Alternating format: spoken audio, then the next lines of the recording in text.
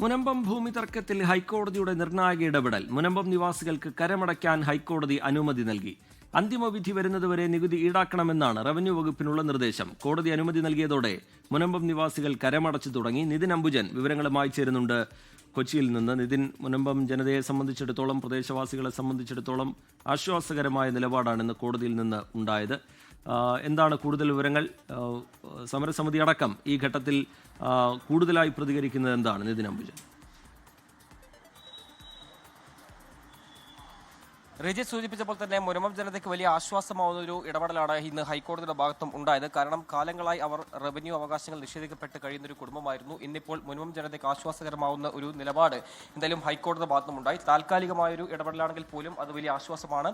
ഇനിയും ഏറെ നൂലാമാലകളുണ്ട്, പക്ഷേ അതിനെല്ലാം ഉള്ളൊരു പരിഹാരം വൈകാതെ ഉണ്ടാവുമെന്ന പ്രതീക്ഷയിലാണ് മുനമ്പം ജനതയുള്ളത്. ഇന്നിപ്പോൾ ഇവിടെ കുഴുപ്പള്ളി വില്ലേജ് ഓഫീസിലെത്തി ഈ മുനമ്പം നിവാസികൾ ഓരോരുത്തരും ഇപ്പോൾ കരമടച്ച് തുടങ്ങിയിട്ടുണ്ട്. ഏതാണ്ട് 7ഓളം പേർ ഇപ്പോൾ ഇതിനകം തന്നെ കടമടച്ചു. ജില്ലാ കളക്ടർ അടക്കം നിർദ്ദേശത്തെ തുടർന്നാണ് ഇപ്പോൾ കരമടച്ചിരിക്കുന്നത്. ചേച്ചി, കരമടച്ചോ? വലിയ ആശ്വാസമായി അല്ലേ? വർഷങ്ങളായി ഉള്ളൊരു ആവശ്യമായിരുന്നു കരമടക്കാൻ പറ്റാതിരുന്നത്.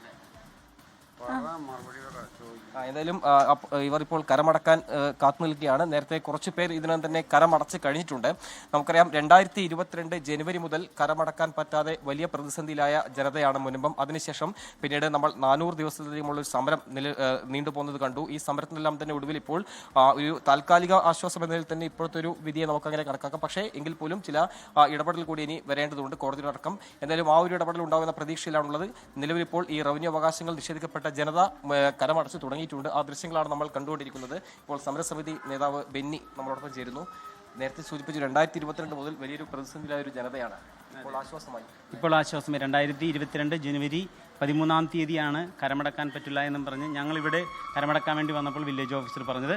അതിനുശേഷം സർക്കാരിനോട് ഞങ്ങൾ പലവട്ടം സംസാരിച്ചു. ഒരു കോർ ഗ്രൂപ്പ് കൂടുകയും മുഖ്യമന്ത്രിയുടെ നേതൃത്വത്തിൽ കരമടക്കുന്നതിനുള്ള അനുവാദം തരികയും ചെയ്തു. അങ്ങനെ കരമടക്കുന്നതിനുള്ള അനുവാദം കിട്ടിയതിന് ശേഷം കരമടച്ചുകൊണ്ടിരിക്കുമ്പോഴാണ് ഹൈക്കോടതി സിംഗിൾ ബെഞ്ചിൽ വഖഫ് സംരക്ഷണ വേദിക്കാർ അതിനെതിരെ കേസുമായിട്ട് വരുന്നത്. ഉടനെ തന്നെ ബഹുമാനപ്പെട്ട ജസ്റ്റിസ് TR രവി സാറ് ഞങ്ങൾക്ക് എല്ലാ റവന്യൂ അവകാശങ്ങളും സ്ഥാപിച്ചു തന്നു. പക്ഷേ വീണ്ടും ഹൈക്കോടതി ഡിവിഷൻ ബെഞ്ച് ആ കടം അടയ്ക്കാൻ തന്ന അനുവാദത്തിന് സ്റ്റേ തരികയാണ് ചെയ്തത്. ആ സ്റ്റേ തന്നിട്ട് 1 മാസമാണ് ഞങ്ങൾക്ക് സ്റ്റേ അനുവദിച്ചത്. പക്ഷേ ഫുൾ ജഡ്ജി ഹൈക്കോടതി ചീഫ് ജസ്റ്റിസിൻ്റെ ബെഞ്ച് പൂർണ്ണമായിട്ടും കരമടവ് റദ്ദു ചെയ്യുകയും എല്ലാം വാദം കേൾക്കുന്നതിനായിട്ട് സിംഗിൾ ബെഞ്ചിലേക്ക് വിടുകയുമാണ് ചെയ്തത്. ആ 2022 തുടങ്ങിയിട്ടുള്ള ആ കേസ് പെൻഡിങ് ആയിരുന്നു. അഡ്വക്കേറ്റ് ജനറൽ നേരിട്ട് ഹാജരാവുകയും താൽക്കാലികമായൊരു ഉത്തരവാണ് വന്നിരിക്കുന്നത്.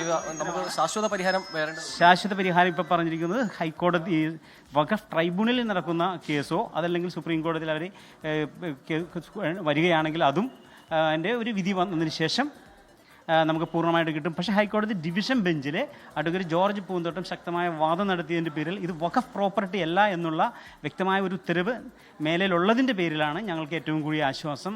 അത് സുപ്രീം കോടതിയിലെ പല ജഡ്ജ്മെൻറ്റുകളെയും അടിസ്ഥാനപ്പെടുത്തിയാണ് ഹൈക്കോടതി ഡിവിഷൻ ബെഞ്ച് ഇത് പ്രോപ്പർട്ടി വഖഫ് പ്രോപ്പർട്ടി അല്ല എന്ന് ഉത്തരവ് പുറപ്പെടുവിച്ചിട്ടുള്ളത്. അതിനേക്കാളും വലിയൊരു വിധി ഇനി ഉണ്ടാവുകയില്ല.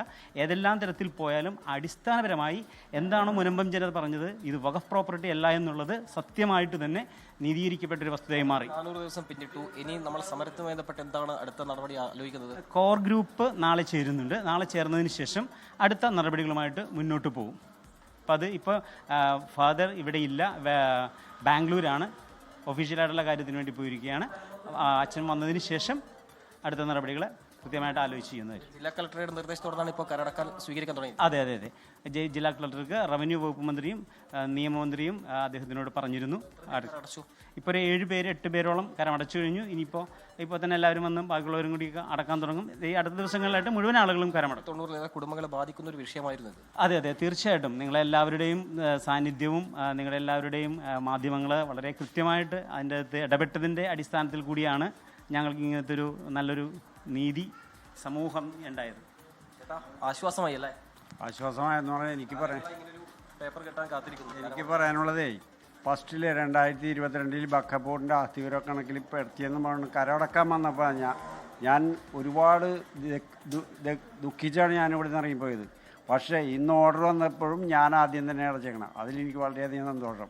പക്ഷേ എന്നെപ്പോലെ തന്നെ ഒരുപാട് കുടുംബങ്ങൾ കഷ്ടപ്പെടുന്നുണ്ട്, ഒരുപാട് വേദന അനുഭവിച്ചിട്ടുണ്ട്. ഞങ്ങളുടെ സന്തോഷം മുഖത്ത് കാണാനുണ്ട്. സന്തോഷം. പിന്നെ ഞങ്ങളുടെ ഏറ്റവും വലിയൊരു സുഹൃത്തും മരണപ്പെട്ട്. അതാണ് ഞങ്ങൾക്ക് ഏറ്റവും വലിയ വിഷമമായി പോയത്. അയാളുണ്ടായിരുന്നെങ്കിൽ ഇന്ന് തുള്ളിച്ചാടിയനെ.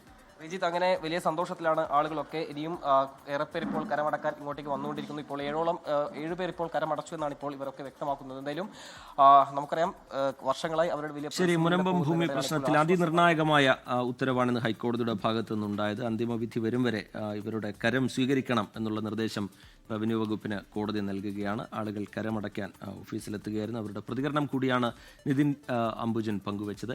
ലോകത്തെവിടെയായാലും ഏത് സമയത്തും 24 വാർത്തകളും ഓഗ്മെന്റഡ് റിയാലിറ്റി പാക്കേജുകളും എക്സ്പ്ലെയിനറുകളും വിശദമായി കാണാൻ ഞങ്ങളുടെ യൂട്യൂബ് ചാനൽ നിങ്ങൾക്ക് സബ്സ്ക്രൈബ് ചെയ്യാം.